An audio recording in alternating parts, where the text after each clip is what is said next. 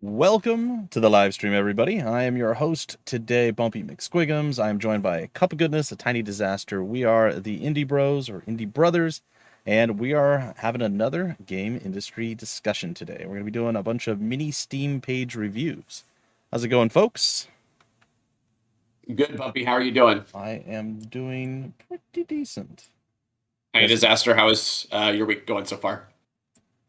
Complained so far, and I'm really excited to get into this one. Bumpy, you were saying, sorry to cut you off. No worries. That you're dragging me away from very important not work, but that's okay. It's like day nine for you though. This, yeah, man. It's only day 9. No, well, you're in the home, not the home stretch, but getting close. It goes to the 17th, so I still got quite a bit of time. 4 days, gotcha. Okay, cool. All right, enough of that. We are live. We are ready to kick it off. Any lead up you guys want to talk about? I mean, we are going to be doing Steam store page reviews. A tiny disaster. You want to kind of go over how this came about because you have a bit more of that info and what folks had to do, and this might be something that we do again in the future. And I'll just chime in real quick. Okay, can I just chime in real quick and just say that this is something that we offer as a company. Indie Brothers does like Steam store page and Steam store like presence optimizations. Yeah, much more deeply and so yeah, this is just basically like kind of a sample of what we do. We're going to go look over some of the areas that we would normally look over. I will say that we don't have our like Steam analysis expert with us today, and he would definitely have some input and things of that sort that he would add to it. So, but we wanted to give folks an impression of some of the services we provided or provide developers, and this is one of them. Tiny Disaster, please riff off of that for sure. I'm trying to think of how this came about, and I think a lot of it was just in our weekly chats. A lot of the things we talk about like are so abstract, so we kind of start talking about like ways to put that into practice and actually like instead of just telling people, oh, for Steam pages, this and this is usually a good way to go, looking at other people's pages and then just wanting to kind of get more involved with the community and see how we could be helpful and share some of the things we've learned that we talk about ad nauseum here anyway. So why not actually put our money where our mouths are and actually try to be helpful and kind of tweak a few pages if we can, give some advice. Yeah, it's sort of the whole effort of these streams in the first place in these episodes and what we're trying to put together here. Obviously, we're trying to build our own social channels and stream channels and such, but this is the idea of building them was through the idea of giving back, sharing information, working together, collaborating, just things that indie development stands for in the first place. We would like to lean into. It's one of those things that I know 5 years ago I really wanted to write more and give more back to the community about what was information that we've learned and picked up. Sometimes you're just too busy, and it's okay. I heard the best advice I ever got was, give back when you get a chance to, or when you can, and that's something that I think we're trying to do here. And that said, we're gonna go over these store pages, have some critical analysis on it. We're gonna have some gut reactions as well. We could have certain critiques on, style, taste, etc., or just simple things like title, things of that sort. So, it's no offense to anybody or anyone that's involved in the situation. We're just going out and doing kind of what we would normally do with our jobs. And that's something that we always like to kind of be upfront with our clients, is that we're not going to be the people in the room that yes man you or pat you on the back. Okay, something's blaringly wrong right in your face. Certainly, charisma is an important thing. We're not just going to come in and rip everything apart. We want to make sure that you all just, when we talk to you about your page, that it's understood that the feedback we give is coming from a place where we want to give you the best possible opportunity in the market to succeed. That's right. So part of why we ended up asking for volunteers instead of just like, oh, we could look at some smaller games and give our advice. But all of the games we're looking at today are people who tweeted their games at us and kind of let us know this was something they were interested in participating in. So we kind of went through and picked mostly based on games that are coming up. Might be some that are recently released. I can't remember how I ended up making the call, but games where we can be the most helpful, but who also wanted our input. Because we did have a couple people tweeting at us for like fans of certain games, or like they were following Kickstarters or stuff like that. They like, oh, this would be helpful for them.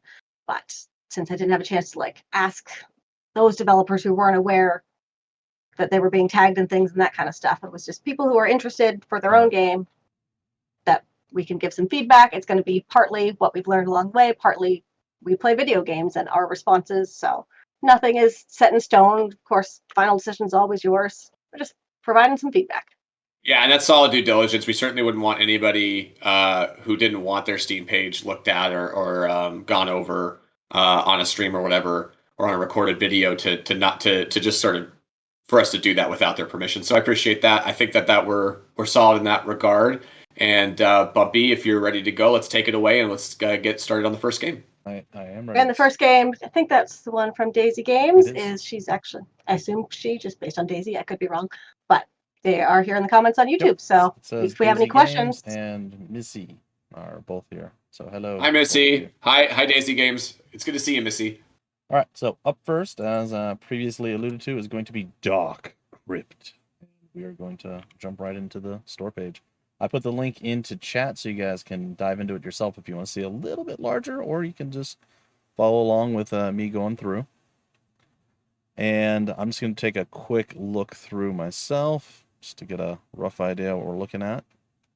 Yeah, first blush is pretty good for me. Like, this is something that I have a positive interaction with just on first blush. Like, just looking at the first screenshots that I see, it's, I like the art style. It's clean, it's simple. And it gets, I can understand what I'm looking at when I see the screenshots.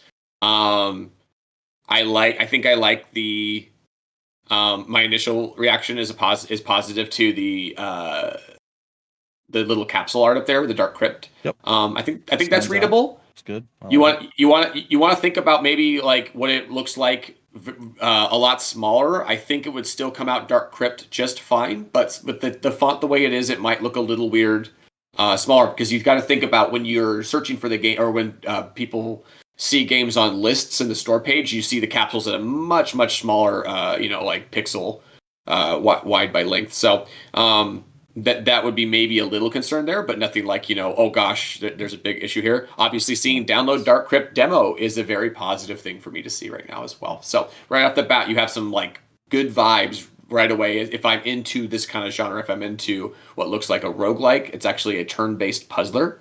But I mean, it's got that roguelike feel, or at least dungeon crawler. Yep. So it says Dark Crypt is a turn-based puzzler with a horror theme. Sneak through an old crypt where an ancient evil slumbers, its shadow is corrupting the tomb, and the once buried bodies now haunt the halls. This evil must be sealed at all costs. It's good. It's good. It's concise. Yeah, I was going to say, it's well done. Let's think tank that real quick. Like, do we feel that that's solid? What, like, the short description has to get its point across in terms of selling you, like selling the audience that would be like looking for this kind of game, on it. We get the information of what it is: a turn-based puzzler with a horror theme, right? Then a bit of the kind of the backstory storyline setting. Sneak through an old crypt. I like that. I like the word sneak, right? It's not the generic thing. It's like, no, you got to be careful. You got to be, kind of aware of where an ancient evil slumbers. Its shadow is corrupting the tomb, and once buried bodies now haunt the halls. This evil must be sealed at all costs. So that last bit is interesting. It's story narrative. It's not like it's not like I don't like it or anything.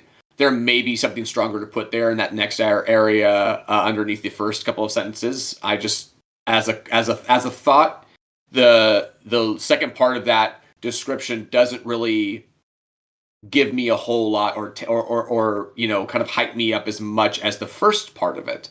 Maybe that's just my general reaction to it as an individual, that I'm getting more information that is putting me in like kind of in the right like mindset to get interested in this game in the first half. And then the second half is kind of just something that, you probably would read on a lot of dungeon divers, crawlers, roguelikes, etc. So I'm not saying it's overly generic. It's not, but it's not like it's like something that is a huge hook at this point to me. That's just kind of the stakes from a story standpoint, which I like, but it really doesn't tell me anything from like a player standpoint. And that's something that you could say, maybe I move this bit down to the full description below, and find something to follow up the initial couple of sentences that we really, were kind of pulled in by. And, I would have to look at this game a little bit more to know exactly what that might be. But generally speaking, you're looking to front load your hooks and anchors into the like short descriptions and screenshots and all that kind of stuff up top. So I feel like that's like, one area you might take a look at and could revise and iterate on. But other than that, that's a pretty good, solid up top. Are we looking at trailers, or are we saying we just? I'll check that. Okay. Now for me, I actually think it's great. I'm going to be the contrary. Well, no, for me, I actually liked everything that you said there. Just personally, again, we're all going to have our own different stances and everything else. So you're going to get, all three of our opinions here. I liked it. It told you, sneak through the crypts, what you're doing, and then it's a little bit about the story without being overly bloated. So, and the only thing that maybe you could switch out, I glanced down below, is its shadows corrupting the tombs, once buried bodies now haunt the halls, so you kind of know what's going on there.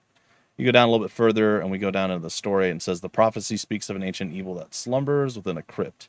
Maybe using that, or foretells of the awakening, the world will be consumed by its dark shadow. Like maybe one of those two lines, as Cup mentioned, put those up here, and then still, this evil must be sealed at all costs. I like that as the end. I think it kind of is like, hey, there's some urgency here. You need to, handle this horrible thing before the world's destroyed. So just looking at... I liked it. Oh, yeah. So just looking at the popular user-defined tags for this product, you have stealth and atmospheric. I didn't necessarily pull stealth from sneak through an old crypt. I mean, I could have, and I maybe should have, but I didn't. As my initial kind of thing, I wasn't thinking, this is a stealth game. And atmospheric is, it's kind of a vague term, but it's usually something you can leverage if you know how to describe why it's atmospheric or how it's atmospheric, I guess. I might have pulled turn-based for that instead of atmospheric, personally. Yeah, or for me, I would find a way to maybe integrate that stealth and atmospheric stuff into the second half of the description. Whether you keep it or change it entirely is up to you, but maybe adding a little bit more of the player agency in the situation, like what the player can do and has effects on, kind of that kind of stuff. I think that would maybe pull me in a little bit more. But like I said, it's not bad at all, and I agree with Bumpy that it doesn't necessarily need sweeping changes or anything if you feel strongly about it, developer. You know what I mean? Like, then it's not necessarily in need of some changes. Just some initial feedback as we were looking at it. I have a question for you, Cup, since I actually don't know how this works. So the popular user-defined tags, are those only defined by what users think? Or are you able to set up your own tags at the start where people be like, oh, if you search for puzzle, like, are you able to set these? Or is this only because users come to you and go, oh, this is this type of game? So supposedly you can set both. You have there's two. There's your standard tags, which if you go down to a little lower where it says title, genre, developer, publisher, franchise, genre is a standard tag, or adventure in genre underneath the genre or next to genre is like the standard tag. Yeah. So that's something that you put in like the Steamworks backend. On the front end, developers can still set their tags like a regular user would at the start. The key here, and this is something that our Steam analysis guy would tell us. Would point out is you really want to be just like anything in business and marketing and anything in basically in 2021, you need to be upfront honest about these kind of things. You do not want to be misleading in the slightest on your tags, or you will suffer, your game page will suffer because of it. And this is not as far as saying that you guys are in any way, just in general. This is no, not at all. This is just general advice. Yeah. Like, this looks fine to me, and I might take logic out because you already have puzzle, and I think that probably covers it, but I don't know. Maybe logic is one of those things that people look for, and then you have that depend on the game, I think. I will say, go ahead. She's Tiny Disaster said it kind of depends on the game, which I would say I agree with. But the one thing that I do want to point out is that one of the things we do when we do like a full analysis for a client is we'll actually go through. And we'll see the strength of the tags, right? And not just the strength of the tags with your game, but actually the strength of the tags in general on Steam, so that we're actually leaning towards tags that will give you more exposure per pop, essentially. So per if tag. something's less used, but it's still something people search for a lot, that might be something that like, well, this fits, but it's not really what I'd want. There's more popular tags, yeah, but this is more niche and it might get you more views. Like the indie tag is more or less worthless at this point. Exactly. Versus something that's much more niche and focused and deliberately telling or describing to the users what exactly it is we're talking about. Indie does not describe anything very well, so thus it's probably not going to. Yeah. If you want to read Missy's comment, that's basically what I was asking. I think you kind of answered it.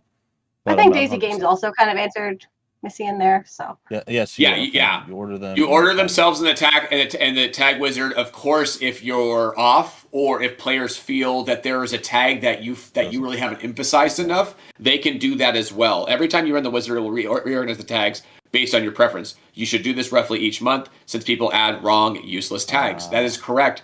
That's great. Yeah, that's great. Yep, and there has been an evolution. So originally we were just basically had no tag wizard. Tag wizard is giving you sort of like a automated, this is your best kind of tag situation, which I feel like you don't take that to the bank because that's just Steam or Valve telling you that. You also want to verify that that's kind of the case based on some other research you do, and that's what we do with our Steam analysis guy. Like he'll actually dive in and say, okay, now that we've received this tag wizard, like printout or rather just prompt of what the tags we should be using. Do we agree with that? Do we feel that that's the case based on the research our own research that we've done here? So that's kind of something I wanted to point out real quick. Right. But yeah, let's get back into it. Random side note before we keep going, just our goal is to try to do about 10 minutes per game. And I'm watching the clock and kind of like that was a bit of a side note tangent that wasn't specifically about this game. So we still have a few minutes on this one just for general. Anyone watching, we have about 10 minutes per game, but side notes and tangents that are more general, we won't count towards that time. So it's like stoppage time in a soccer match or football. Yeah, exactly. Right. But it's all being calculated in my very distracted head. So all right. So as I was going to say, we should move along and get focused on this. There's still quite a bit to get through. Are we going to watch trailers? Do we have time for that? I don't know how long the trailer is. It's about a minute. This one I probably would, because there's a decent amount in the about the game section, I think, to kind of pull us through. So if there's a game with less, we can watch the trailer, but that's going to be this game actually comes out in 2 days, so changing the trailer would be a much bigger jump for them. So I think their time's probably better spent on about the game for them. So we'll jump down. I like the rhythm and what you're putting together in the trailer just by like looking at it for like the 20 seconds that I had a chance to. There's a rhythm to it, there's a pace to it, so I appreciate that. Let's go ahead and jump down to about this game. Sneak past the undead, teleport. It's using the gifts to actually kind of show off some of the skills. Don't get caught, plan your moves. And that is how they decided to go with this opening sequence. And it's good to actually have various different gifs and images and stuff to kind of show off what the game has to offer. I think it's really unconventional, and like I didn't expect it. I'm used to block of text right at the beginning there, but just to like get in, here are some features, and here are visuals on the features. I really like. I don't know if I'd maybe want like a little bit of text to like ease me into and give me some context for the features. But wouldn't mind a sentence at the top or two about before it jumps into sneak past the undead. Maybe move this to the top.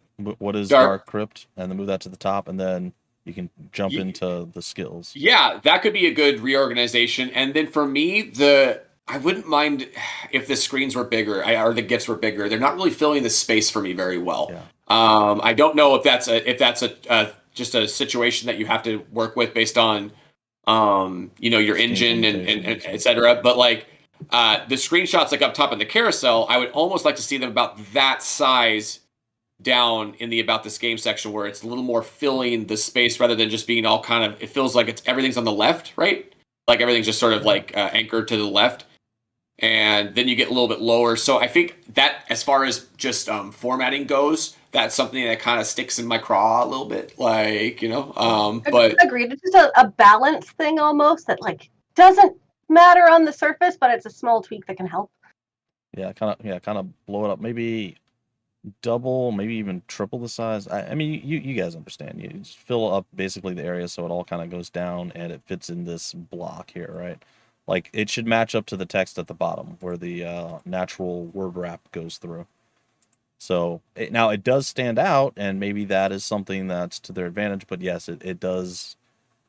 It looks a little strange because at first too, before you get into the read more, you're like, oh, there's just like a couple lines of stuff and a couple pictures. Now again, for the game, the way it looks, the art style, the graphics, it's turn-based, everything else. I think they did a fantastic job actually getting to utilize some GIFs and stuff. I think that's a really cool way of doing it because you would expect them to be like, oh, we'll just have some static images, and they didn't, and I think that's very nice. Yeah, I really do like it. So let's get nitpicky here.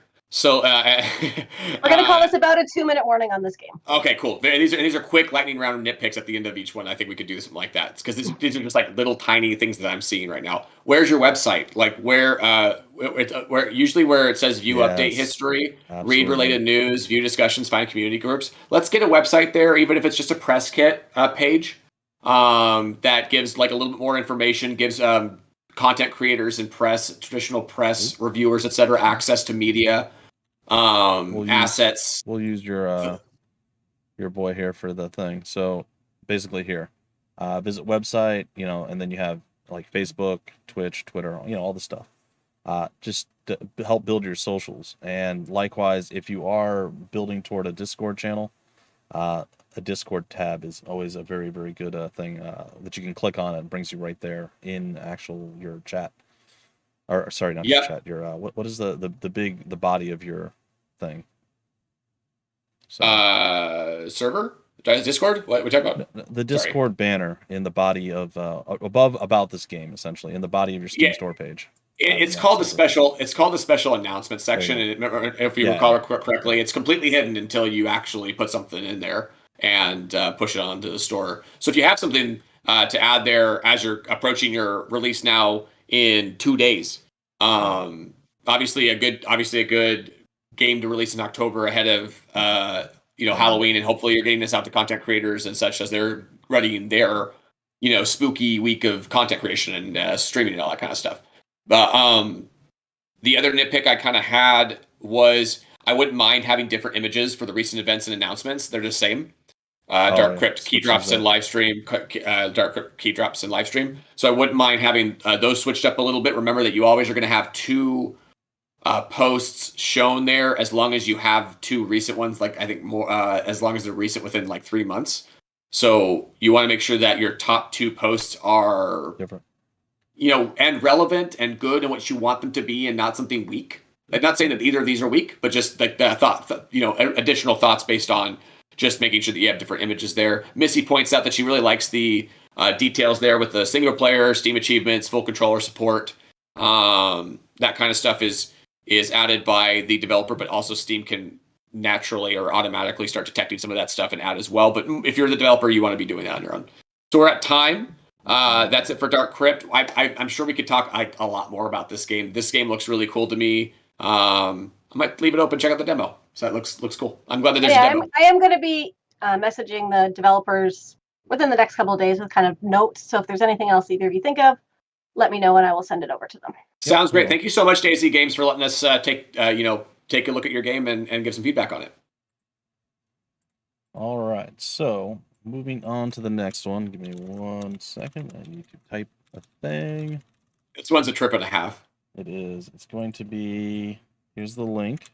It is going to be the Repairing Mantis, which just sounds very interesting, unique, and different. I don't think I've heard of any title being quite like that before, so that already intrigues me. And we'll be bringing the store page up here in just a second. So this one is a recent release. It came out on the 17th of September. Developer Erupting Avocado, which I think is enjoyable. I'm enjoying every time I get to type that into Twitter. Erupting Avocado. So Erupting Avocado, and this is no offense to you, you have a game that's like a coin flip, right? Like when you first look at it, you're going, I have no clue if this is going to be good or bad, based on like the screenshots, the title, and the short description. However, we're looking at this now, right? So we're looking at this as it's already out, and it's Wait, a positive. I just have a kind of random side note that ties into the last one before we dive into this one. For both Sure. Erupting Avocado and Daisy Games, I wonder about long-term branding because they both have such cute developer names and moody dark games. So it's just something that stuck out with me with both of them of like, do you want to do more of this? Is it going to be more all over, like what your long-term plan is? I have no idea, but just a thought of like both games is like, oh, cute. And then, oh, not cute. Well, Daisy Games is more general, I think. Yeah, I mean, it could be worked in a lot of different ways. Erupting Avocado doesn't feel like it's so off for the repairing Mantis because it's such. It could be either way, right? Erupting doesn't necessarily mean cute. It could be. Like I see weird, right? Yeah. And I see the developer name is also weird with this weird game, so that's kind of it fits in that regard. But what I was trying to say, so I make sure that I don't insult the developer, is that when I see the 95% of the 20 user reviews for this game are positive, that's a like major. That's like a major positive thing. Like obviously, positive, but duh. But it's a really good thing to see when coming into a store page where I'm like, I don't know based on what I'm looking at whether this is a legitimately good commercial game or not. And Erupting Avocado is here with us in chat as well. So hello. Thanks for joining us. So yeah, I mean, again, you have sort of it's a walking simulator, adventure, horror, exploration. So it's going to be out there. You're supposed to be trying to catch people off guard with this a little bit, right? It's supposed to be not like the normal status quo that you would see in your short description, right? Let's read the short description. The Repairing Mantis is a narrative horror game where a praying mantis repairs a bridge, then slices up a squirrel, then ... So it's not like your normal, where's your hooks, where's your anchors? No, you're trying to, I think be weird on purpose. You're trying to stand out on purpose, and I'm okay with it. I'm good for leaning into that. The key here is like, what kind of community do you have going into this, right? Because if nobody knows about it at all and you don't really know how to present it in any other way, like then just sort of, check it out and see how weird it is. You know what I mean? Like, I'm not going to tell you too much about it, that kind of thing. That can, obviously really limit you versus having a group of people that already are kind of in on it to some degree and know kind of if you have done any past work that they kind of are into, that they're kind of hyping up. This is something that you need word of mouth for, right? This is weird. So you need other people to be in with it, which again, 20 positive reviews at this point points to the fact that you have something heading in the right direction. And you want that word of mouth essentially to continue to spread about it because it's about what, and again, this is from my perspective of like, for me, when I come in, this isn't my kind of game right off the bat. Like, this isn't something that I'm going, oh yeah, I have to play this right away. But to a wide, probably various different niche audiences and different age demographics, this probably appeals pretty wildly. And then the $6 price point is just kind of like the precipice, right? Of maybe right on, or I don't feel like it's too high or anything like that. But from a player perspective, they might see this and say, okay, do I think that this is a $6 game, or should this be like a cheaper game or free game, etc., based on my initial kind of impressions on it? Maybe a demo could help. Like if you have like a really short, just to give players a minor experience or like a very like quick experience with what exactly they're getting into. Because again, I have no rightful clue in the first blush of this page exactly what I'm getting into. I do see the squirrel, I do see the mantis arms, so I guess I have a little bit of a clue. But like as far as embarking on this journey and am I willing to take it, you know what I mean? Like there might be something to call out there a little bit more. But this is a weird one. This isn't something that I'm just going to say, oh, I know exactly what to do here, and that like right off the bat, just looking at this and saying, without collaborating and talking to the developer a little bit more about the vision. There's only so much that I think I can add to this initial blush of what I'm saying right here. What do you two think? You can go ahead, A Tiny Disaster, if you want. Definitely dark and weird. I very much agree with a lot of what Cup was saying. And like, I think this time of year, you'll get away with more people just being like, oh, creepy. Why not? I'll give it a go. Whereas as you get further into like, not Halloween season, having more of that like demo and just a little more straightforward. Not even straightforward, but just a little bit. Yeah, the trailer. So yeah, creepy. I already did the. Oh, what am I watching there? Sorry, keep going. No, it's good. I mean, again, I think that whatever Erupting Avocado is going for, they're going for it gung ho, and I can really, I get that, and I think that that's a really important aspect to putting your game out there especially when you have something that's maybe a little avant-garde, or not avant-garde, but like a little less, like what people are used to seeing. I think there is I don't know, I wouldn't call this like a meme game or anything like that, but there's like a type of game that's growing that's just been like, give me an experience, give me good content, like let me go through this and enjoy, this experience. It doesn't have to be like a full on, deep mechanics or anything like that. Like just take me through this, amazing, beautiful, horrific, the story and set pieces and design that you've set up. And that's kind of what I'm getting from Repairing Mantis, right? It's like the players that are going to be into this are going to be open to just kind of taking that leap of faith and saying, like, lead me through this, and let's see how weird it gets. And I think that there's definitely an audience out there, because that's like the question, right? When you get to games like this, and we'll see a couple other games like this today, it's like, okay, what's the audience for this? Like, and does it exist? Like, and does it clearly exist? Those questions are like really important. And I think in this case, yeah, there's definitely an audience for this, and that's backed up by the initial 19 out of 20 positive reviews. Yeah, I mean, I would try to. I mean, you released this last month. It looks like about just under a month ago. So yeah, an opportunity still to maybe cultivate those reviews a little further if you can find ways to.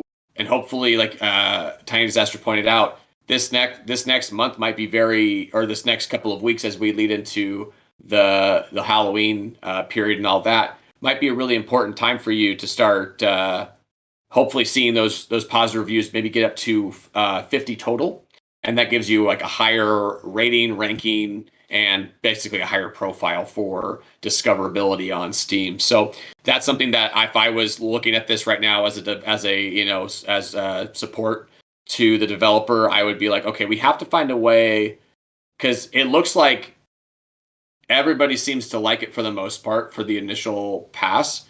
I imagine that there's still probably a few hundred players, if not more, out there that own the game that could potentially leave a Steam review. So we're trying to figure out how to get those folks, more of those folks, to leave positive reviews. That would be more of my focus, would be at this current juncture, post-launch, but not like exceedingly post-launch, just like 3 weeks after. All right. You were saying Tiny Disaster? Yeah. Now I just think we should jump into what Missy's asking, which absolutely, please always feel free to ask questions. So Missy originally said, I hope it's okay that I ask questions, but is it the developer that shows similar to this game that you have? That part of the screen is empty, but I see it similar as Outer Wild and Control. And Erupting Avocado said it's based on the tags you choose. Missy asked, do you have any tips for developers for what to add there? These are two very big games, and I'm unsure if it's the right comparison, which I agree with. Like, it's so hard to get the more like this section to work in your favor. You have to have a certain profile that, like we talked about before, reached, until you stop getting compared to like, oh, cool, the 3 games I got were Grand Theft Auto 5, Outer Wilds, and like, Metro Exodus in this case. Like, you know what I mean? It's like those games, like to this game, right? Like that's not really those games aren't the same as this game at all. Like that's a really poor, more like this section when you look at it. And this is nothing against the developer, but rather Valve's algorithms don't really do a good job of doing this until, I guess, enough people play, purchase, get involved with the game, etc., to get it to a certain point. Then all of a sudden it's a huge point of leverage. Oh, my action roguelike is now showing up on the more like this section under Binding of Isaac, like thinking about it in reverse. Holy crap, the amount of impressions you're going to get out of, being tangentially connected to a really important Steam game, or like a really popular Steam game that is in your genre or in, kind of in the same area. So it's all to say that it just is not, it's not something that is really controllable until you reach a certain point. And that's frustrating to a lot of developers and probably consumers as well, as they're like, these games have nothing to do with this kind of game. I think they're talking, and yeah, Missy just confirmed.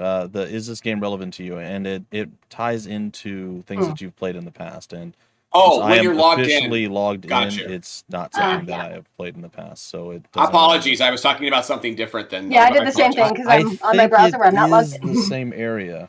It shows up differently because like It the is. last game, it shows is this game relevant to you, similar to games that you played. It is the same area, but I have not played a game anything like the Repairing Mantis. And I So don't imagine a lot of people have, honestly, Right, but the which is thing part is of the that, appeal.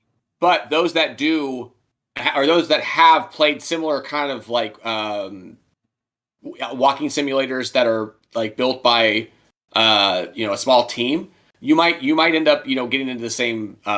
You might gain those comparisons. If you think about it, that only works as well as the person checking the game is related to your genre, right? So as Bumpy says, he hasn't played any games in that genre, so he really can't get a whole lot out of that section versus someone who may have played a bunch of right.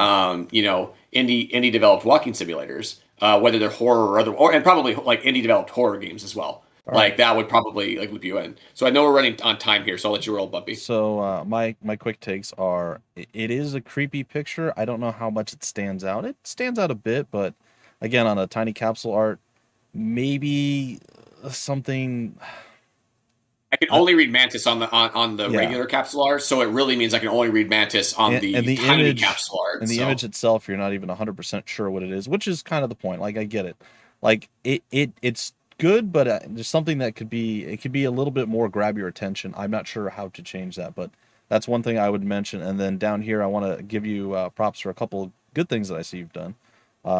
You have your website listed. That's always good. Your Twitter, social media account that you follow. You have all your basic stuff with the single player Steam achievements and all that. And since it is a creepy, kind of probably disturbing game from what I've seen, you do have the mature content description. So you always want to make sure you're not trying to hide this behind anything, because you want to lean in, Steam will come after you. if you want to lean in a little further, I would probably add a GIF to the about this game section since you're already going for the imagery, and catching the eye and that kind of thing. Maybe something that is I think the mantis just kind of punching the squirrel at the beginning is kind of an interesting GIF, maybe potentially in the first part of that trailer. Let's see here. When you have reviews, when you have that kind of feedback to work off of, looking through those reviews and seeing what people are kind of collectively saying are the hooks for them, taking that kind of copy and trying to find a way to integrate and iterate into your own copy might be a great choice as well. That's something that I think is a best practice that people can work on is how do players describe your game? Because that usually resonates with other potential players. Playtime about an hour. I love that that's included in the features, by the way. Thank you so much for doing that. That's a very important, I think, feature that a lot of Steam users are going to appreciate. It's also a bold thing, right? Because of Steam's refund policy. Yeah. People can play through the whole game and refund it. So I hope you're not dealing with too much of that. That sucks if you are. I hate that's kind of a situation. People are the worst. But I like that I like what Honest. I'm seeing right now, and what I would like to see, I guess, if I was like coaching up this developer, I'd be like, I bet you have more projects in the hopper, and keep building your brand, keep building your community that you've established here with the Repairing Mantis, and on the capsule art, I would just make the Repairing Mantis much bigger, and then juxtaposing that with a flying squirrel with like no eyes is it's kind of intriguing. I think that's like weird, and like you're like I need to know a little bit more if someone's in that. Yeah, I don't in know that if you could make the squirrel more clear or stand out more, maybe on a darker background, and somehow the squirrel's a little bit brighter and still weird and creepy looking. Something Maybe along those having lines. a mantis, kind of, like arm limb, just sort of underneath mantis. I don't know, something to kind of center that. I don't know. Any I don't final know. thoughts, Tiny Disaster, before we move on to the next one? I think we've covered. There's so much more we could get into, but we should Okay. keep going because I think we've covered a lot of the initial everything that my gut reaction has been you guys have said. So All right. So moving on to the next one. Hopefully that was helpful. Thanks for stopping in and listening, Erupting Avocado. We're going to move Thank on you so much. Yeah. to, oh boy, I'll have to somehow pronounce this wrong because that's what I do. Theology, I guess. Theology, something along those lines. Is AOL like American Online? Is that what we're doing? It's AOL the ology? IAOL Augie. That's what it is. An It's by atomic. corporate entity. It releases today, actually, October 13th, 2021, into Steam Early Access. Oh, it looks like it released yesterday, October 12th, right? Says 13th. I'm saying Where does it say? At the top. Where does it say It's not really 13? saying. Very top of the It screen. says Right here. on October the 13th. right. Yep. Well, I know. I'm looking at the Steam page, and it says October 12th for me. That's weird. That's super weird. That is weird. Don't know. Maybe it really, because we're in different time zones. I don't know. That doesn't make any sense. Yeah. I'm looking at the stream right now. Yep. And the date you're highlighting right there. Yeah, it says October 12th, 2021. It's so weird. For you, not on the stream, yeah. Not yeah, right. No, correct. That I'm seeing what you're seeing on All the right, stream. so this is a VR game. That's something that is important to note. Don't they usually show that up top somewhere? I mean, like, I know they show it here. It should probably be in the popular user tags. No, not necessarily. It's VR supported. It does appear that you could play the game without VR. Maybe correct me if I'm wrong if corporate entities in the house, but standing I don't think from what I'm seeing, it would. It's not actually a game, but rather it's a game engine, or an engine that allows you to create, generating voxel VR realms await. Yeah. So maybe it is just VR. Yeah, I don't normally know. you see a warning around early access just to prevent you from screwing it up. Let's see if Alex, how do you spell Alex like that? See if it has it there. I just know that's one of the VR games. Yeah, see, notice requires a virtual reality headset to play. See VR support section for more info. If it's only VR, make sure that you have this activated just to make sure you don't mislead anyone. That's just real quick. I'm seeing system requirements at the bottom. It says play. Look on the screen real quick. Yep. And there's others. What was the one that we had? Something on Operation Armstrong. Operation Armstrong, yeah. Yeah. Now that one you could play with or without, but this one requires it too. I'm trying to think of I know there's a game that you can do with or without, and I'm trying to remember what it is. So I will note that in the system requirements at the bottom, it says additional notes play best in VR, so it's not required. Yeah. Windows 7 or later is required for the OS. So it is a sort of a tool, right? Like somewhere between video game and engine is sort of this ability to sort of develop in your own stuff, and this is where theology comes into play. So yeah, I mean the game name is a little like it's if we're struggling with it right off the bat, then that's probably a red flag, right? Like there may be some issues with the game name. You may want to add, if you don't want to change it, you may want to add a subtitle or like a dash, something additional to maybe theology dash atomic game engine, or voxel game engine, VR voxel game engine, something like that. So let's read the description. An atomic game engine that weaves fate, in all caps, generative voxel VR realms await. All right, so this is somewhat on the initial name, just because I'm looking over on Twitter as well, and at first I thought it was interesting because how they have the Twitter handle set up. A, O, and O are kind of in red boxes. So I thought, maybe that's kind of a sign based on what you said about AOL. But then different letters are capitalized or highlighted here on Steam. So because of the not sure how to pronounce it, plus the capitalizing different letters of there's so much overcomplication here. Of yeah, can you bring people along with this? And if not, then you might want to think about a change, or if people, if you have a community that's already come along with you to this to some degree, then again, that strengthens the, potential, as Tiny Disaster said, it's complicated, but it strengthens its leverage if it actually has, more than just the development team behind it, pushing it forward. If not, then there is going to be a lot of discoverability issues with this. Like, think about the nightmare of search, of even just Googling the game and not being able to find it. Ultimately, I think if I was working on this game or advising, consulting on this game, I would say, okay, if we keep this name, we're going to need to have an extremely clear subtitle, like the game name dash, and then exactly what it is after that, so that title needs to be on everything, and it's not just the singular one word title, but everywhere it's posted, store page, website, etc. It's really pushing what exactly it is, because I don't think this is something that you're trying to obscure, right? You're not trying to obscure what this is to anybody.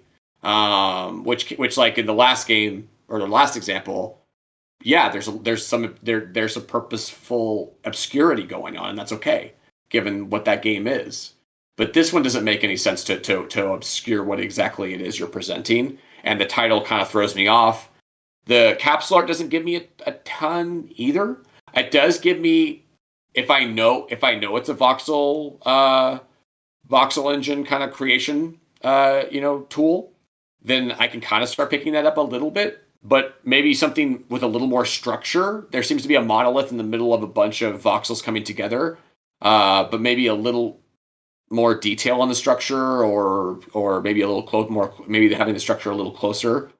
And then, like I said before, I would add in, I would move that game name maybe even to the top left. Maybe, I don't know if I changed it or anything, but I would definitely try to get in. We already spent a lot of our time here. All right, so. Sorry. I want to break in real quick.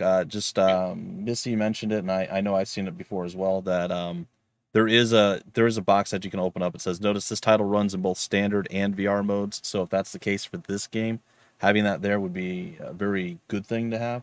So that's a small point that I wanted to find to share and showcase to you guys there. So thank you for confirming that, Missy. Appreciate it. Yeah, this is a weird one. I mean, I don't really... There's a lot of videos. Usually 2 videos is about the max that we suggest, I would say, for... yeah, it depends. It depends on your game, I think. Like certain games that like where a trailer and then like gameplays usually. But maybe there's a tutorial video. Maybe there's something that needs to introduce things a little bit further. Things like of that sort. It depends. It really depends on the game, right? Yeah. But I think 2 to 4 maximum is probably the way to go. So we got to have 5 or 6 videos. There's one at the end too. Oh, okay. How did that get there? So I mean, it's interesting. It's just I don't know who's how you might be missing out because you only have 1, 2, 3, 4, 5, 6 screens and then 6 videos. I probably would look 12 screens and 2 to 4 videos. As a player, I will never click a video, so I already have to scroll to get to something that I will engage with on this first page. Right. Well, and you just need this is like the frictionless stuff we talked about, right? You need the things up front. You need to, a lot of people are not going to take that next step right away and invest in hitting the play button, as Tiny Disaster said. She's not going to do it in most cases right off the bat. So make sure that you have, instead of saying, all I have is videos in the top of this carousel, that we actually have a few screens to look at as well. Yeah. Agreed. Like I said, this is kind of a weird one because it's, I mean, I don't think I've ever seen anything quite like this. So I do like the about the games, about this game the game section. They kind of did all the stuff that we would want them to do, and then they're doing their weird, and I say weird, but their uppercase, lowercase thing to kind of, I don't know if it draws attention or it's just their thing, part of what they want to do. I would look at formatting at the bottom, a little bit of formatting issues with the 2 images at the bottom, like as far as too close together and all that, but it's real hard to kind of parse what's happening at times too. With the capitalized, the biggest, I don't know what's happening with is fate. It's how you've got it fully capitalized and everything. That weaves fate, which to me just says the normal use of fate. But then in the about of it's fate. Voxel Realms using fate, share fates with your friends. I have no idea what fates are in this context so far. Download any part. And then in the Fate section, it says download any part of a Fate file as its original form. So you need to define what this is and should define. Box, Lisp, or MP3. So Okay. I'm assuming it's. But I'm saying at the file? top, Atomic Game Engine that weaves Fate. You need to tell me more. I don't know what Fate is, and Tiny Disaster does not know what Fate is, and I don't either. Just based off of what you said there, but yeah, it just needs a bit more information. I would say in the top. Yeah, and just to close, more defined information. I was just going to say, just to close, I just need that information up front, up top. I don't need it where I'm not going to look for it, or I might not get to that point, right? Like it's like as you know, like 90% of people, 9 out of 10 people are not going to get to that point. So you need to give them that information in that top right description to potentially funnel a few more down that way. Indubitably. So anything else to wrap up with that one, or are we ready to move on to the next one? Basically ready to move on, but like again, I see this screenshot, Star Voyage, a space trek. That might be the most intriguing screen because it's not just the voxel after voxel kind of transforming. What does it situation. mean, and how does it means fit nothing. Into the rest I need more context, right? Yeah. Like so, let's build that out a little bit. But it's not like we're so far off. We just need to keep building. Yeah, it seems like an interesting concept. Just explain what that is a little. Yeah, just a bit more added. I suspect on this one we'll have a couple extra notes to send the developers' way. I got everything up. Interesting. Moving on. All right, the next one I'm going to also butcher because again, it is what I do. It is Parang Laut Maritime Warfare. Totally nailed it first try. It was flawless. Looks very interesting at just first glance. I do likes me some war games. Ooh. I was going to say this is in Bumpy's area for sure. Until I get down to the about game, then it's we'll get there. that needs a little bit of work. So let's talk a little bit. So this is like one sec before we go in there. It's by Sengkala Dev, and it releases on October 18th, 2021. So that's what you guys will be looking forward to. Oh, congratulations on the upcoming release. I did put the link. Oh no, I didn't. I didn't hit send. I apologize. Thank you, Missy. I put it there. I just didn't hit send. Thanks. All right, so let's get talking about some of the things that stand out to us that we've talked about so far, and then maybe some of the little nitpick stuff that we want to touch on as well. So right off the bat, I get the feeling that this is a niche strategy simulation game based just looking at the screenshots.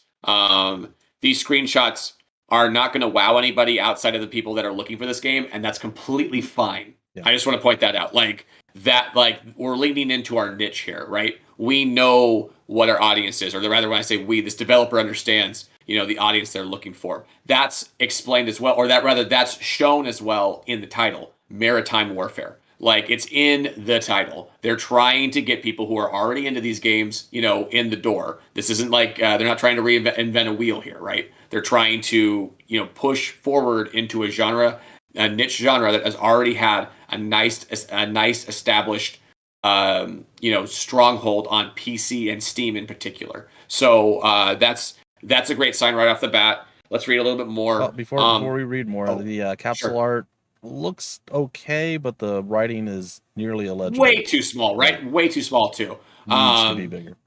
Potentially, that font is illegible regardless of the size, but if you make it bigger, it might be better. I don't know. You'd have to look, right? Like we'd have to see it maybe tripled in size, really, minimum. And this is always something it's difficult to do. You might have to redesign the entire image to work around it or crop it in some different way. But yeah, it should be legible and, still eye-catching, which I think the artwork is fine. The image itself looks fantastic. I mean, really good for what this kind of game is about, right? Like Maritime Warfare. I get that. That is Maritime Warfare right there. Indeed. So, looking at the short description, I would match that with the title with the dash. Super nitpicky, but it is the title's different in the top versus the short description. Let's read it. You want to read it, Bumpy? Sure. Parang Laut, I'm sure I'm pronouncing that wrong. Dash Maritime Warfare, I would agree. You need to be consistent throughout. Is a historical real-time strategy set on early modern age, the 15th to 18th century, in Indonesia archipelago. A lot of kingdoms rise as spice trading booming, and this is your chance to establish your maritime power and beat your competitors, especially European powers. So what we feel, that's a nightmare. Right. Sorry. Right. Well, and no, what this means though is it was probably written by someone whose English wasn't the native language. It is a lot of information. It's very descriptive, but it does need to be cleaned up a little bit. So just to make it better, right? We have a lot of developers now, a lot of international developers who are now, like, for maybe the first time in, obviously it's this recent advent over the last decade or so. Many more developers and solo devs from around the world can release a Steam store game, which is amazing. It's really cool because we get to see this the diversity of content we get. But English unfortunately is the money language, and that's just it's the sad truth of it and stuff. And because of this, that's why a lot of people, we work on these translations and such. So, with us, we would just look at this and say, hey, we can just look over this and rewrite this for you. That's definitely something we do. We go through, we look at stuff, we rewrite it, make sure it all fits. I would even space out the modern age with the bracket. 15th parentheses. Yeah, that's just a minor thing, but we want to. Yeah. But you want it to look clean and professional, right? You want that look. Because it's a commercial game specifically, you want that to look, as clean and professional as possible. It's not that big of a deal if, you as a developer are still, either learning English or you're I'm not going to. It's totally fine. You can still communicate with your community the ways that you do. But when it comes to the marketing and the commercial stuff and the upfront stuff, you want to make sure you get that as professionally done as possible. We touched on this earlier with events. Make sure they're relevant, they're good, but try to diversify slightly. Maybe the graphics of what they look like, and so on and so forth. So and like Cup said, if English isn't your first language, you're putting it out there, doing the best. Try to find someone to maybe help clean it up. Just again, you always want to put your best foot forward. That's essentially what we're doing. Any thoughts before we go further? A tiny disaster with just the top section. No, I think there's a lot to cover further, so let's just keep on rolling. Okay, and we got visit the website. We have Twitter. We have Discord. Maybe put a Discord banner between the recent events and about this game. What is that called again? I always forget. Cup. What is it called? Remind me. I'm sorry. Special announcements section. Yeah. So turn that on, put a Discord banner that you can click on with a good image, and that will probably drive more traffic than just having it off to the side. It is good to have it off to the side, but it's also good to have something eye-popping that's visual people click on. And then we get into about this game. I think the reason why they did this was because English was not their first language. That's what I believe is happening here. Because there's little to no text itself. The actual text is at the very bottom 2 sentences.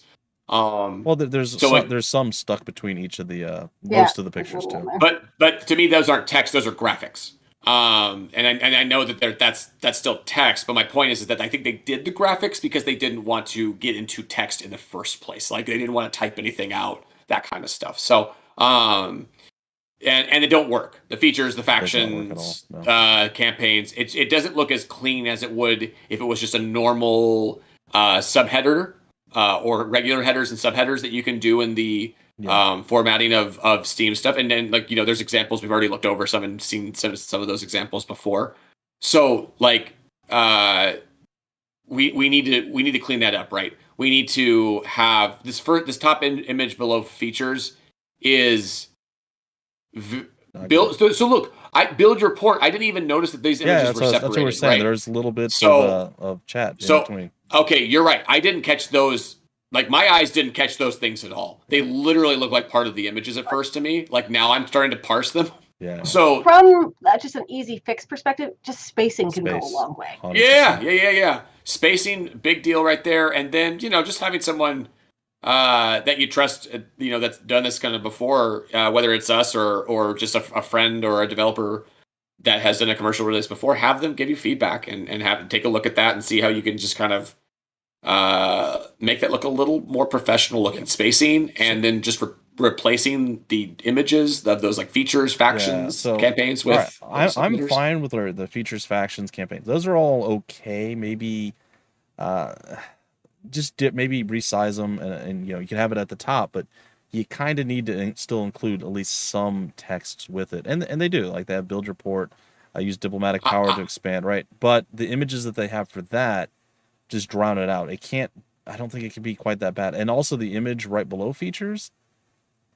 Why is that there? That's not a good first image. Yeah, I don't understand and they're cropped very not good, for lack of a better term. Bumpy knows I'm not a graphic designer, but that's something that I would be able to make up top that about this game features thing, and that's why I don't like it. I'm like, there's black text over at very simple font with black text. That's something that like I would do for my personal YouTube channel, right? And I'm not trying to insult or anything like that, but rather I'm saying that this is a professional thing. We need this to look. This is a chance to. Rather, this is a chance to take what like we have a deficit here, and we could take this deficit away and make it look more professional very easily by replacing that top features thing with just a subtitle that you can use in the Steam typing description. Yeah, you can do it that way too. Yep. Yeah, having the big features thing, and then you can go for graphics. I don't mind, but they have to look better than what I would probably slap together for. Like I think the campaigns one is okay. Again, different font maybe. That one's okay. The factions itself, the image looks stretched and kind of not great. And by the way, how good looking this is doesn't matter to people who play these kind of games. They just don't. Sure. It just doesn't. So, but you're trying to get when we work with Arcen, for instance, right? We're not just trying to just corner our niche. We're trying to build it. So you build it by letting at least more people in to bounce off the game itself as opposed to your store page. You know what I mean? If they bounce off the game itself, that's fine, right? Let's get them to the game though. Let's get them to the actual playing of the game as opposed to getting to the store page and going, I'm just not seeing anything to draw me in here at all. So the one thing that I would point out, like another, like kind of just, we've talked about that before, recent events and announcement section. The latest one is apologize about live stream. It's not super strong. And it's the same image again as the previous one. So it's October 18th, right? Is the release date. That's Monday. So let's move on and get some stuff going, some hype building going, and not have an apology about live stream be your most recent event announcement. And then another nitpicky thing. Monday is not necessarily a super great day to release. It is a quieter day, so you may have a better chance to like compete with other Steam releases that day. But a lot of content creators and press and such are not really rolling yet. Full steam. Monday is like a recovery day or a check your backlog day, check your emails kind of thing, catch up. And then Tuesday, Wednesday, Thursday seems to be where we like to target a lot more. So that is a subjective thing to some degree, but also there is some best practice advice in that as well. Yep. So we can do we do a lot of research through what games are releasing, how you would stack up in certain markets, and so on and so forth. So that's again one of the services that we offer that we dive right deep into. Just real quick to close this out, the bottom image, for instance, this is one where the cropping's just it cuts off the dialogue. Portuguese conquest is very it doesn't look like it's. It looks squished, right? It looks squished, and it's a bit rough. So all of this, like I said, the images just you need to find slightly better images. Maybe again, it feels bad to say stuff, but we want you to do the best that you can. So we're going to be critical. So that's our point here is you probably have a really good game, and this is like a game that's really fit for the niche. And this is just extra stuff that making sure your Steam page does your game justice. Yeah, totally. All right, so one final thing, Missy pointed this out. Last sentence here, basically warfare is misspelled. You need to have the R in there.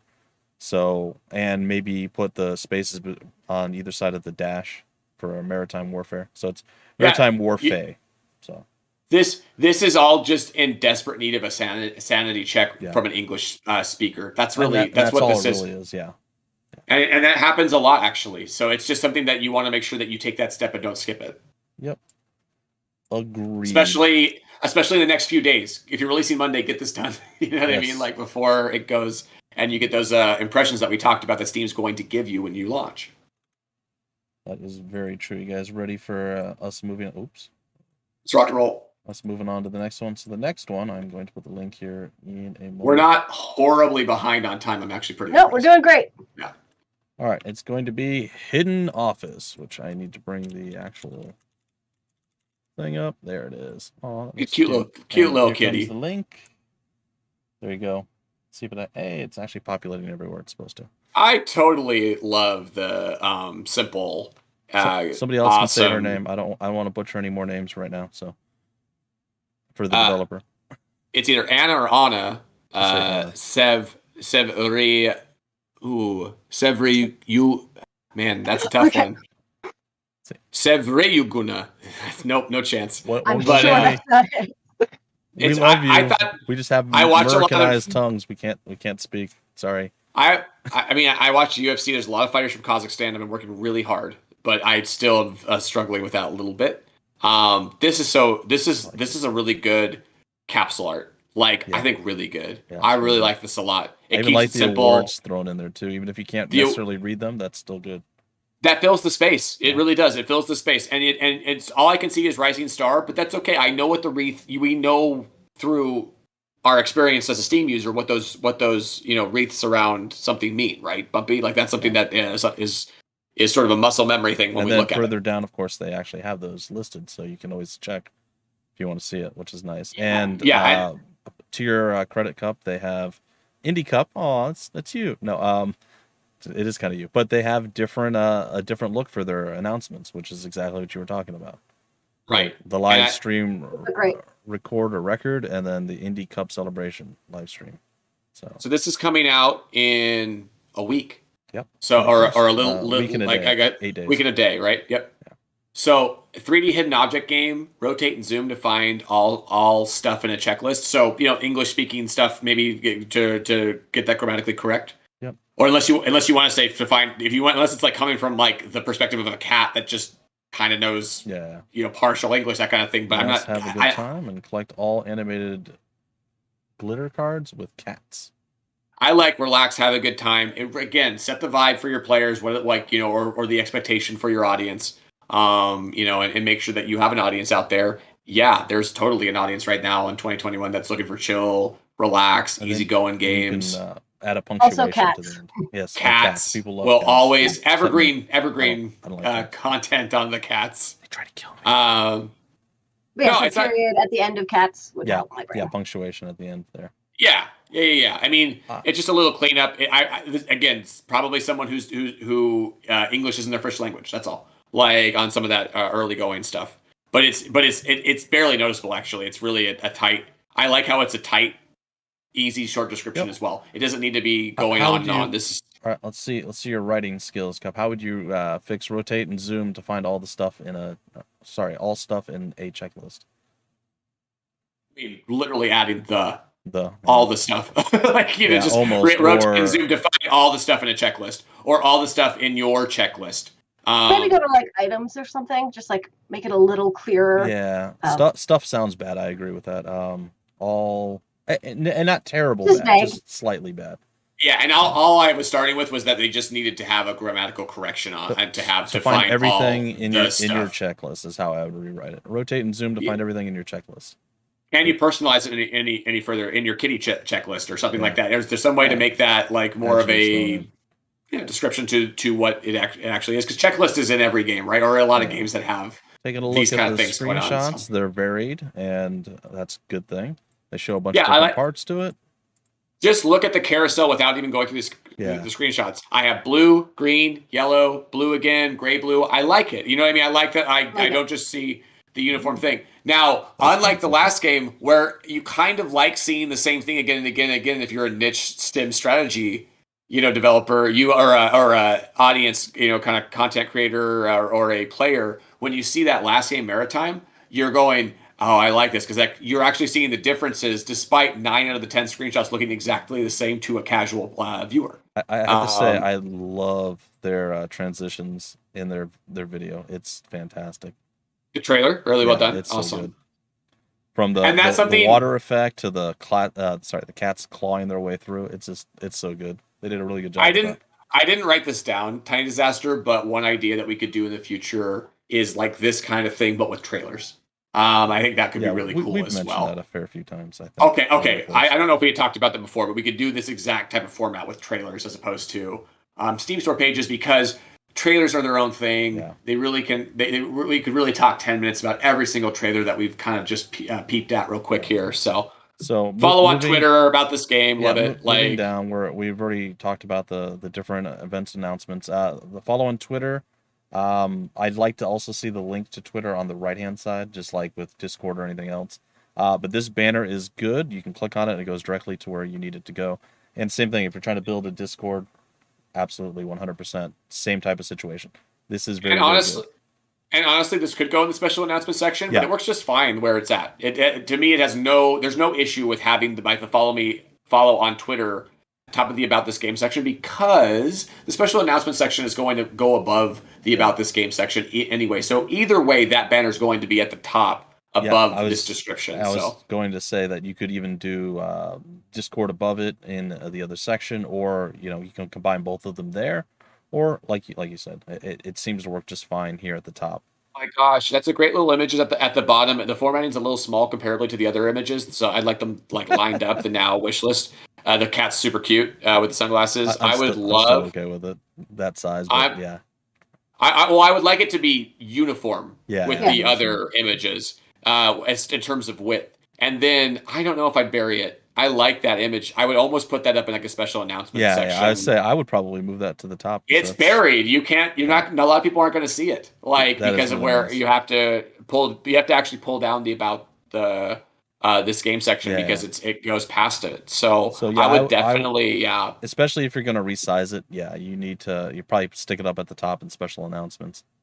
I agree with that. Everything else seems clean and concise as far as system requirements are super duper simple and reductive. I would maybe look to add those out a little bit more. I think it runs on potatoes is what it's trying to get at here. Probably fine, but people like to know if it will run on their potato, right? I think a lot of people make their choices off that. There's a whole subreddit actually for this game runs on my potato, or this game runs on just nothing. So that's something that's always interesting. 12 areas, 108 levels to unlock. I would like to see the text highlighted a little bit more somehow, whether it be bullet points or something like that. That's about the only thing I think honestly we have too much imagery versus text in total over the About This Game section. I would just scroll also through. Take the one above the rotating one. Just take that out. That doesn't need to be there. Yeah, because I love the kaleidoscope rotating one. Yeah, so everything else is fine. Everything else are GIFs. That's the only still blue image can go, right? Yeah, go. Absolutely agree. And then some formatting issues, spacing issues between classic hidden object game and 3D, extra achievements, big. Yeah. Is there supposed to be an image there? I don't see anything, right, guys? Nothing between the 12 areas and the plenty of classics. Oh yeah, so it looks like there should be a. Maybe that's where that still image was supposed to go. I'm not sure. Okay, that image is loading for you now. Actually, I'm trying. It's so weird how my browser is not loading certain images, and I wonder if it's my browser versus what you guys have. Is it showing up on the stream for you? It is. Okay. Like when you look between that purple one, no, that's it. Huh? I'm having some. Okay, yeah. I'm not sure what's going on. I think the still image is supposed to go between those two lines of text. Was the Here's something that we haven't gone over like that, but we did a couple times since our last time. But just a kind of best practices reminder.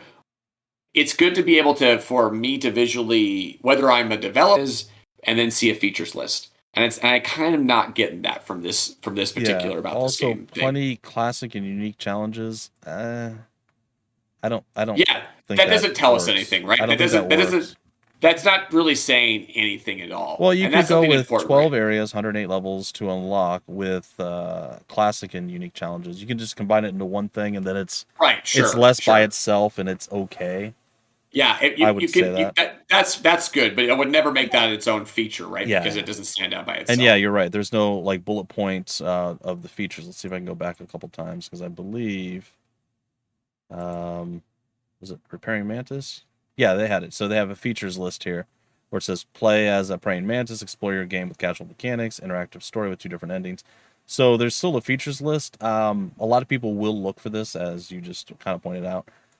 So while yours looks fantastic with all the images and whatnot, it's all broken down, it would still be nice to have a features list actually broken out for us down at the bottom, and like you said, move the wish list now thing up to the top, and then you could put the features list down there, and I think it would work very nice. And then like potentially sit down with someone and expand, your general marketing copy for descriptions and feature list, and don't have to use it all, but it's clear that you only have so much to work with right now based on what you've typed out, right? Like so go a little further, add a little bit more. Yeah. So how big the game is, Missy is pointing out how many megabytes or whatever would be nice to include in the system requirements. Yep. So this is very, very promising looking game. I hope it goes well in a week from now. It's not exactly a perfect Steam store game, so hopefully Anna is looking for other storefronts as well, and potential Switch avenues. would be really probably a very good one to pursue. Even some of the just chill low key PC, itch, that kind of stuff. Yeah. Give yourself an opportunity to get more eyeballs on and to build from there. But yeah, definitely like a Switch release down the road, if that's something that's possible for her, would be. Mobile would be interesting, I think. Yeah, mobile and Switch would be the 2 first platforms I would look for after it gets established on PC. Now, our next and final game sounds like something the Colonel would have invented himself. So I'm a big fan of seeing that. Oops, I clicked the wrong thing. That's all right. We're going to bring it up, and I will get myself going here in just a sec. I have to find my chat window. There it is. Here Birds aren't real. Yeah, here is the link, and then I also have to switch it on this one. So, Birds Aren't Real. It is by Arcen Games, and it is not what you would expect from a game called Birds Aren't Real. It's due out January 13th, 2022, so there's quite a bit of time. There is no active trailer, and it's possible that the game might not be in a state where they want to show it off yet. Me personally, and I'm sure you guys will have your own opinions on this, I like to have, when your Steam store page goes live, it's good to do it as early as you can, but you need to do it, quote unquote, right, with as many things done as possible. And one of those things is gameplay footage or a trailer of some sort. I feel like that's, in this day and age, it's kind of quintessential. You need to have that. So not having that yet, it's a little step back for me. But I agree with that. I'd say if it was 9 months out, I would forgive it more than if it was now it's 3 months out. So 3 months out, it's like we need to have some footage up at this point, right? Like when you're 3 months away from release, even though this is actually I believe, based on what we've gone through today, I might have missed something, but this is like the furthest out, the most pre-release of the pre-releases that we've looked at so far. And that's kind of cool to be able to look at all these different games in different times, right? Because I think Tiny Disaster, we've seen that there are different things to care about, at different points of your game's, pre-release, launch and post-release. But like here we have a situation where I agree, like having, let's see, I think 5 total, maybe 6 total screens. 5 total screens. Yeah. Probably like up to 8 total screens. And you definitely don't want some sort of trailer. Right. We don't want it to be samey, so I understand why you wouldn't go over the top with screenshots if you feel like I don't have a ton of different locales or set pieces or set jungle, night or day. You have those differentiated here, which is nice. You have a random zebra. Right. And so like that's the thing is like what set pieces are you, and then the trailer in the background, right? So you have like set pieces, use them wisely to make good screenshots, I think, and make more of them. Birds Aren't Real. It's a very interesting font in the capsule art. I don't know. I think I would say definitely bigger, especially because of the smaller capsule. You're not going to be able to read that. But I think that the font is okay. Yeah. I think I still like the title and the font. I'm not sure what I'm supposed to take from it. of I think that might be their point. Also, there's no apostrophe in their actual font, which is probably a big deal. I But think still. I think that's a choice on their part, Yeah. like, or like an artistic choice on their part. But, But Game Ranger discovered. Birds aren't real. You're gonna look at it and you're gonna be like, "What is this?" And then again, they follow that up, right, with a description. A Game Ranger discovers a dark secret in the northern province of South Africa. It doesn't even tell me it's a first-person shooter, so I don't know if I love that. You know what I mean? Yeah. Like, it's there like, needs why to don't we be get a little bit more info here? You're being a little cagey, and I don't know why. Like, you know what I mean? Like, it's not like your caginess, or your ability, your choice to withhold information from me is not necessarily making me more interested. That's what they're doing. Of like, I don't know that they're withholding because it's all right there in the first part of about this game. So I'm wondering if it's just. But that's the thing is that I feel like they rushed to put the store page up and they didn't do everything 100%. That's more my impression. That it's not a deliberate move and more of a just a. I didn't focus as much on this as what I did on the bottom. Certainly not saying it's deliberate, but rather what I'm saying is that my perception is when I don't see that in the first blush of the page, then that's all that matters, right? Like, it's like that's the most important thing. We're talking about this game section. Yeah. We have to remember that, like, we're talking about 1 in 10 people actually getting to that section, right? Like, so we need to remember that, like, that most of the people that are going to look at this page are, whether for better or worse, or regardless of what you've been able to give them, they're probably going to bounce off pretty quick. So why not give them, as much information as possible, like, without, getting too complicated over the top? Make sure your hooks and anchors are there, I guess. I think it would just be changing, like, moving that under about this game to the top one, because it gives you more. First sentence, yeah. Probably. So, this is a trend that I've noticed on Twitter, because I follow obviously a ton of developers, and I'm constantly covering things. People are constantly telling developers, "Oh, you need to get your page out as soon as possible. That way you can start harvesting." Probably the wrong word, but you start getting wish lists, right? Because wish lists are super important. They are a huge deal to Steam. So, like, that's not wrong, but I've cautioned everyone that I've seen where they'll put up a poll: should I release the Steam store page and go live on it? And I've reiterated this many times in the past through our discussions, everything else. You need to do it as early as possible when it's ready and it looks good and you have everything you need in the store page. If you put it out, and it's not complete, it's missing certain things, that is one of your top 3 highest visibility points that you're going to have through Steam. They naturally give you extra visibility when you're releasing your store page, like hey, this is coming soon or whatever. Then your Steam Early Access, and then, of course, your actual release. So these are big milestones that really need to be taken care of, done correctly, and put out there at the right time, and not rushed to put out. Like many moments and milestones, there's a fine line, and you have to walk it. Because you have to be able to do both. You don't want to wait forever and not get that coming soon page up in time to build, like you said, the pre-release metrics that you need to. But you don't want to turn people away because it's unfinished and doesn't look good, or is missing things either. So, like I said, right. So I think we're just saying there are ways to flesh this page out.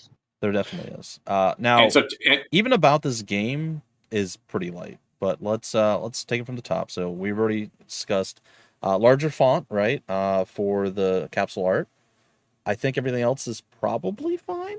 Because again, it's trying to make you go, what do you mean birds aren't real, right? It's a grab you in with a weird title, and then you go here.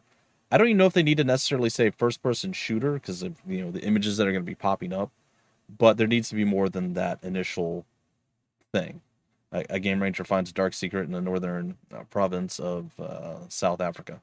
It needs to have something where maybe you play a ranger, hired to live. I don't think it needs to have FPS necessarily in it, but maybe I'm wrong.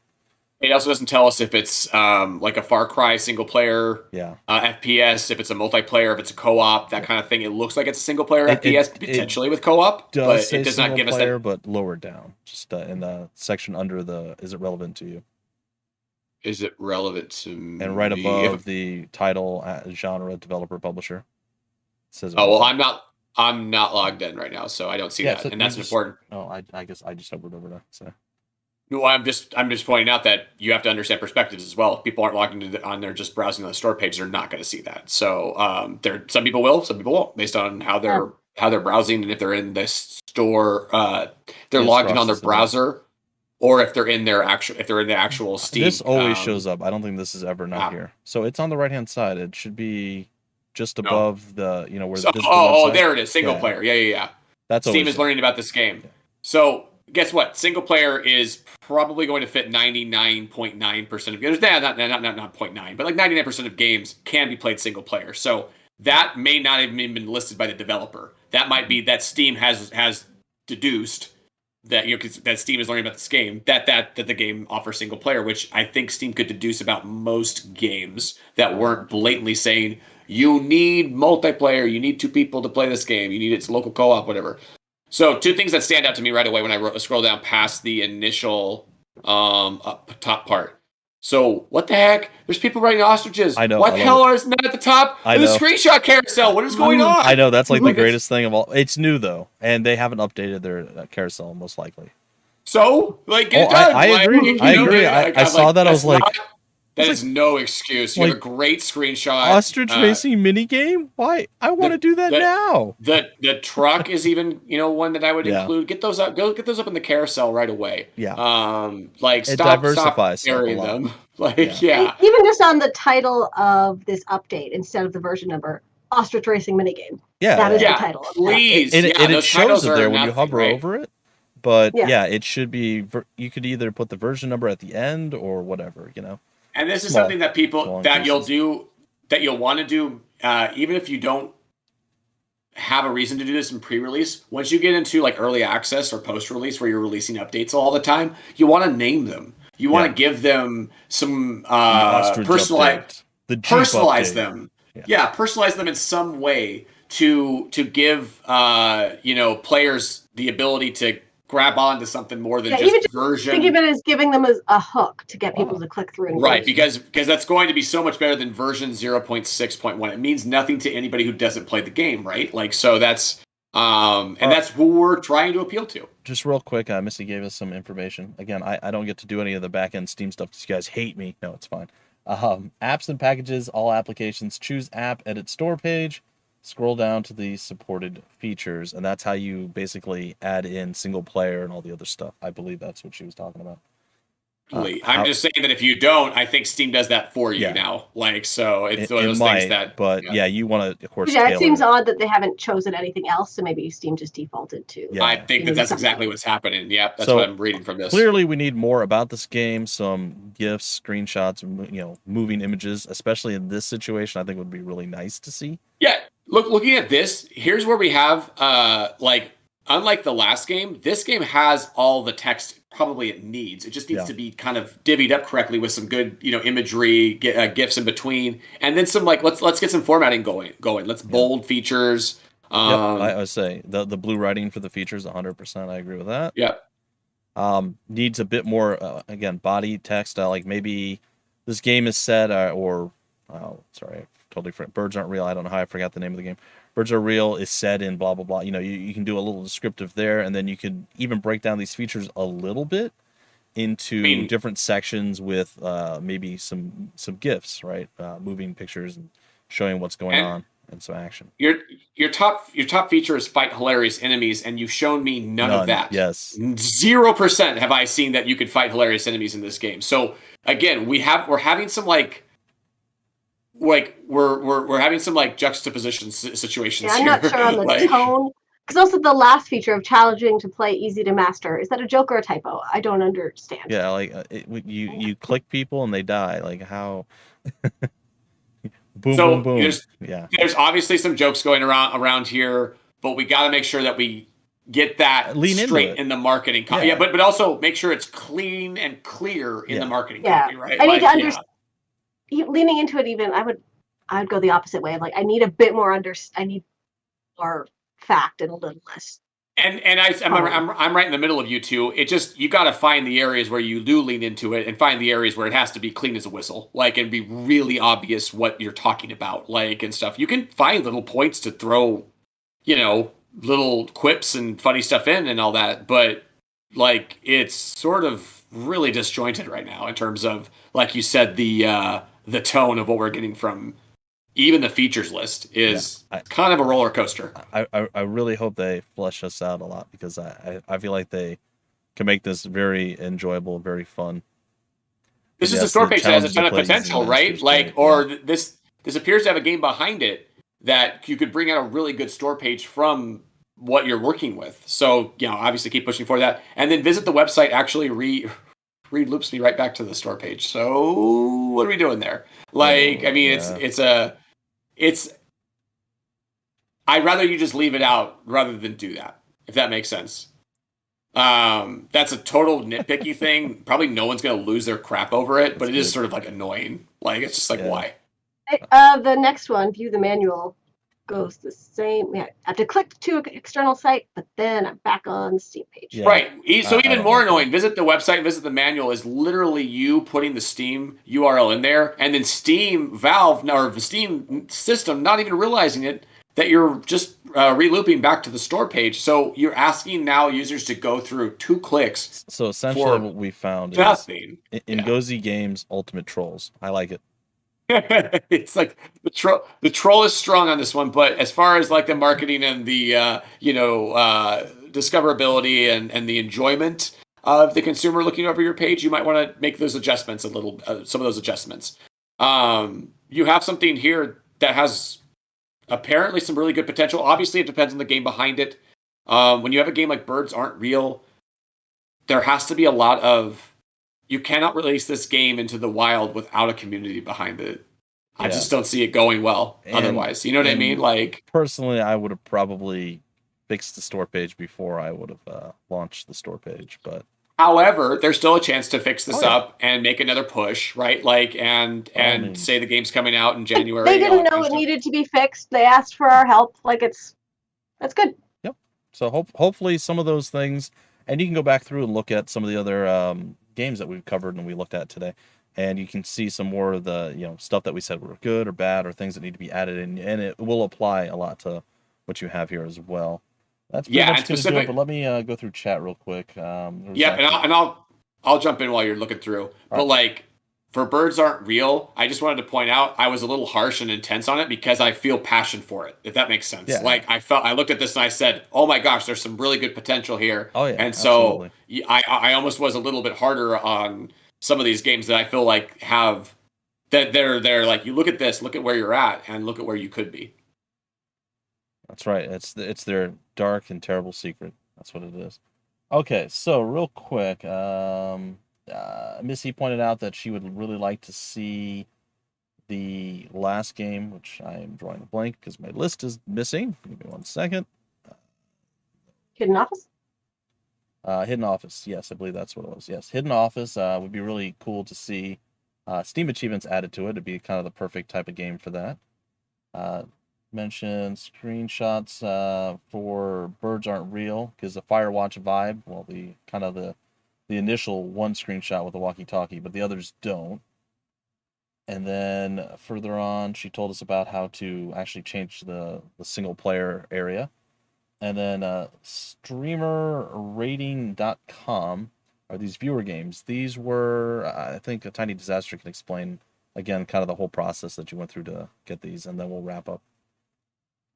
So how did they reach out to you, or what did you put out to have them reach out to you? And is this something that we're going to do again? I mean, I'm fine with doing it again. I would think so. And yeah, it was just our social media that I put on TikTok as well, but Twitter was by far the biggest response of just, we're looking for volunteers. Here's kind of what we're doing, trying to explain it in limited characters, but yeah, for any developers that are interested in participating in this in the future, please follow us at IndieBrosPR on Twitter. We'll basically be doing this as we need to in between the other show ideas and episodes that we have lined up. Yeah, and maybe looking at different things like the trailers, like we said. Missy's note of wanting to say thank you to the developers, publishers for being so brave. For sure. Put their names forward like that. Yeah, we couldn't have done this without volunteer tributes. Yeah, we hope it helped and didn't just put you in a bad mood. That's not what we were here to do with it. Yeah, so was not and all of these games, we saw the positive as well, because part of the reviews we're doing, you also want to know what the good parts are that you want to lean into further. Like, what is catching people's attention? what is going to help you sell this game. Everything we saw today has potential. I mean, there's no doubt about it. So, Yep. All right. So to wrap it all up, we looked at Dark Crypt. We looked at the Repairing Mantis. I still can't pronounce this correctly, but I apologize.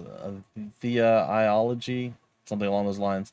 Parang Laut Maritime Warfare, Hidden Office, and Birds Aren't Real. A big shout out and a thank you to all of you who allowed us to critique. Hopefully, gave you some useful points and tips and hints and things. And some of it will apply specifically, obviously, to your store pages, and some will be just general good advice. So make sure you guys go through and look at all of them. If it wasn't specifically at your store, maybe you'll glean some extra information. And next week, we are going to be going into the industry pitfalls and what we've learned so far. We're basically going to share kind of all that kind of stuff with you all. So any final thoughts before we disappear? Erupting Avocado, you keeping you. Love what you're doing over there. And then streamerrating.com. This stream will be available on YouTube and Twitch right after this in VOD form if you want to catch up on what you missed.